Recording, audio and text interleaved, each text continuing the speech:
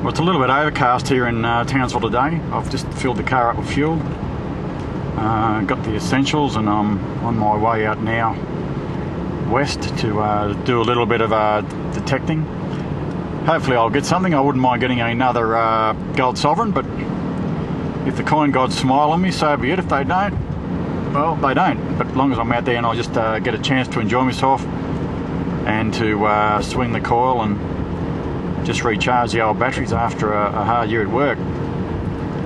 But anyway, you can see Mount Stewart up there, just coming up to the roundabout, and then I'll be on my way past Laverack Barracks and I'll head out towards Charters Towers.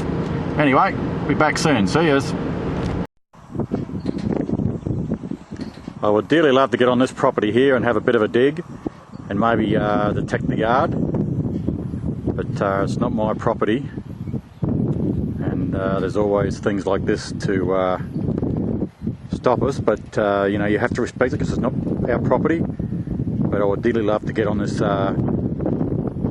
bit of ground here and just probe it and just basically look for old relics and do a bit of detecting. It'd be fantastic. So I've been passing this old place here for what, 25 years now, and I'd just love to get on there and just have a look at what you could find. Well, I've just come across this bit of a bottle dump here. I haven't had a good look yet, but I don't think anything's old in here, but I'm going to have a look anyway. And just see what sort of age or whatever we've got here, okay? Anyway, I'll get back to you later. See yous.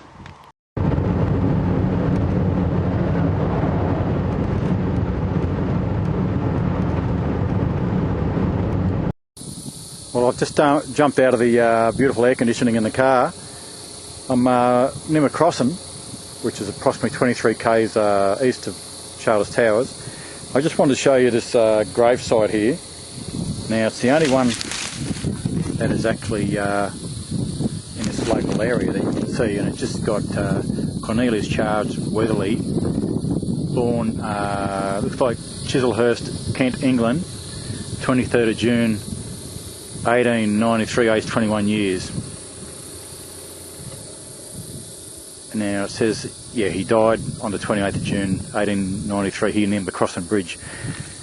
Now, as you can see, it's pretty desolate just around here itself. You've got the bridges just over there, and over up here you've got the old Second World War Army, Macrossan Army camp there, and you've also got the Macrossan training area where I've worked quite a few times. But all I can say is it's very, very warm out here. Now, back onto what I was talking about, this is the only grave site here that you can see, but people know the Historical Society, local Historical Society, have done research, and they know that these other ones here are buried in this immediate vicinity. Now, as you can see, it's got there some of the ages. I'll just relate some of the ages. You've got infant, 2 years, 5 days, 7 months, 1 year, 8 months, 11 weeks, you know, 6 months, 7 days, 11 weeks, 1 month, 2 days, 5 hours, you know, like young kiddies. And then you've got the eldest that I can see here, what have I saw one there, about 51 years old. Okay, so you've got babies there right from infant to 2 days old right up to 51 years. And they're buried in the vicinity here. And there's just no known grave for them, really. It's almost as sad as the battlefields in Europe, because this is the only grave site, identifiable grave site here. But it's very, very warm here. I'm getting back into the car, and I'll see you later. But it's very, very sad seeing some of those ages of those babies. And there's no grave here where even you can just clean it up and maybe put a flower or two. But anyway, I'm hopping back in the car. It's very humid out here and very hot. I'll see you later. Now, that's the Burdekin River down there at the Macrossan Bridge, and families come down here to camp over any period of you know, holidays or anything like that. But the bridge itself down to the water, in some places it's over 20 metres to get to the water from the top of the bridge. But I'm just parked here, and I just wanted to show you this, as you can see, the Burdekin River flood heights, and it just goes up and up and up and up. And you can, right up there, at least I'd say it'd be at least 7 metres up there, you've got 1946. Okay.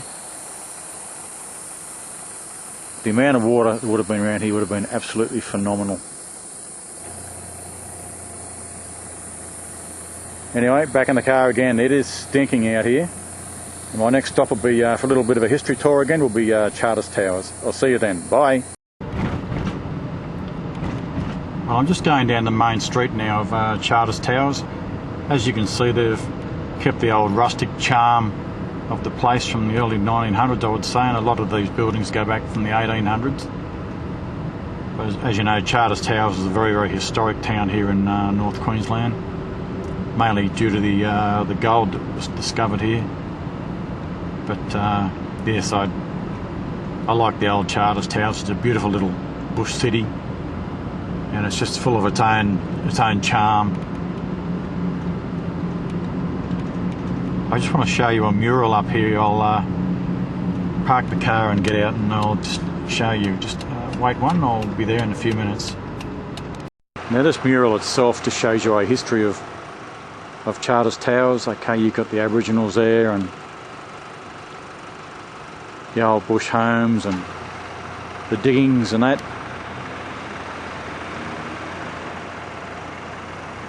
But it's a fascinating mural, bit of history, some beautiful history for Charters Towers itself.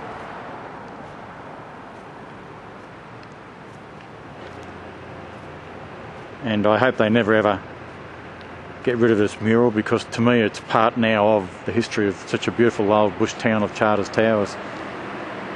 But I would dearly love to have a time machine and to go back and just experience that sort of life as it was then. Boys up here either dancing or having a blue out front of the family hotel.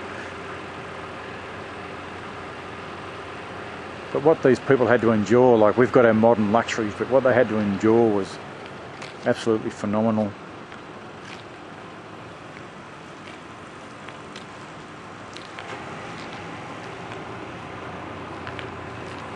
Okay, you've got the first Australians having corroboree. I don't think this bloke's going to have much luck catching that bloody emu. But, it's a beautiful bit of work. Beautiful bit of work indeed.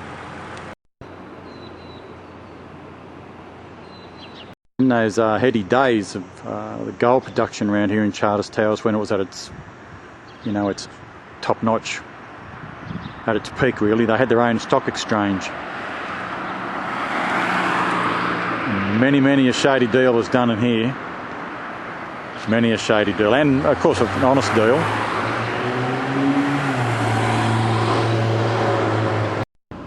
As you can see, this is a Zara Clark museum. I've been in this museum a few times and it's absolutely fascinating, it really is.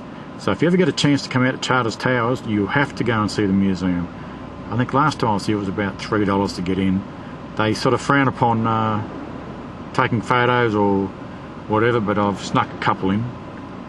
But yeah, it's a lot of bottles in here, a lot of history involved with the mining of gold around here in Charters Towers. And so if you ever get a chance to get out this way, come and have a look. It's fantastic.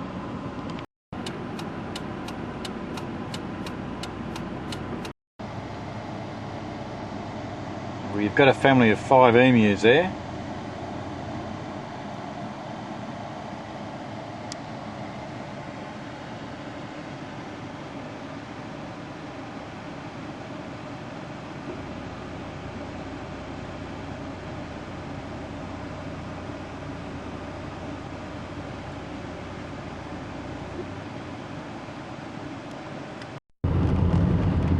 Well, I'm finally on gravel road. I've turned off the Flinders Highway. As you can see, the grass is a bit thick on the sides, but in the paddocks themselves it looks quite low. But, all I've got to do is just persevere when I do start detecting after I've set up my camp. But it's just good to get out here again. Feels good. to relax and do what you love, metal detecting. Anyway, not far from where I propose to put up my camp. I'll see you there. Bye. It seems wherever I go, I've got a fan club following me. So, we're just having a bit of a sniff and a bit of a look. This young fella here's tried to get into my water, unscrew my lid, or chew it at least. This fella here wants a bit of a scratch. Come on, scratch. Come on, big man, let me scratch you, or girl, or whatever you've been. Hey, oh. Hey, there we go. There we go. Nice scratch, eh? There we go. Alright, you had a sniff. You can go now.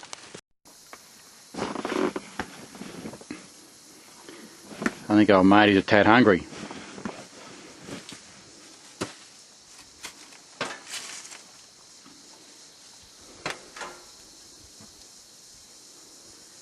Oh well, I'm just going to put a bit of a blade on the my entrenching tool, my ET, with the file, and then I'll grab my weapon of choice, the old x-terra, and if these fellas allow me, I'll go out and start swinging the coil and see what treasures I can unearth. Anyway, with a bit of luck they'll just get disinterested in a little while and duck off and let me do my business. But they're very inquisitive. Look at this. Nothing in there for you, mate. Beautiful animals though.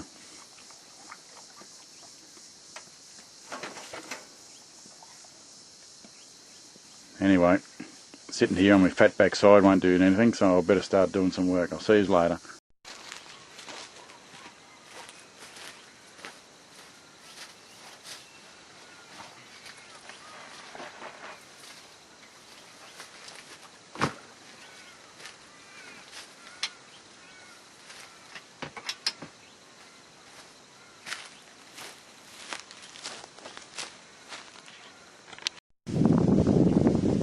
I don't want to get too close because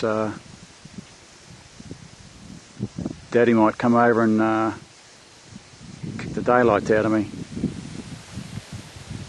That's Daddy there. Now what's funny is the chicks are two different sizes.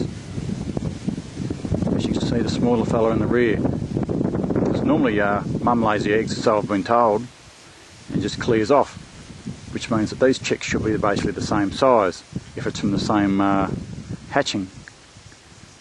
But the little fellow on the right, as you can see, he's a bit of a runt compared to his mate on the left.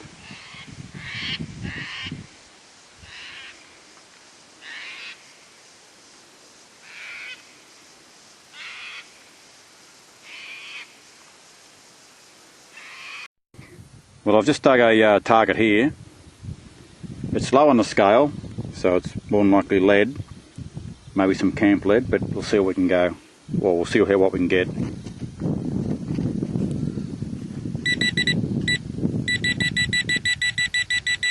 Okay, I'll just have to swap arms, so, but there's something there.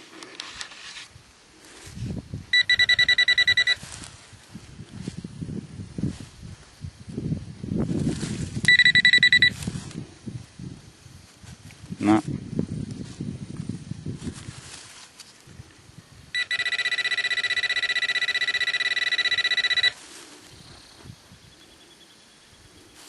Oh, there it is. Yep, nice little pistol bullet. That's not a bad find. I've got, what have I got? 2 now, I think, 2 or 3. Oh, that's good. I'll go and soak that when I get back to camp. It's a good find, that one. Hopefully on to the next one. It's been about 20 minutes between finds, so I need to get a few. Anyway, I'll see you when I get another one. Well, as you can see, I've just recovered an old silver band, wedding ring or whatever. So I've got an old ring from the Goldfields. I haven't as yet checked to see if there's any writing inside, if there should be, but I'll take it back to my camp and soak it. That is a good find. Someone's lost that. And you can see it's been roughly made, so it's been handmade, I'd say. I don't know whether there's anything inside yet, but I'll take it back to the camp. It's a good find, that. Anyway, on to the next one.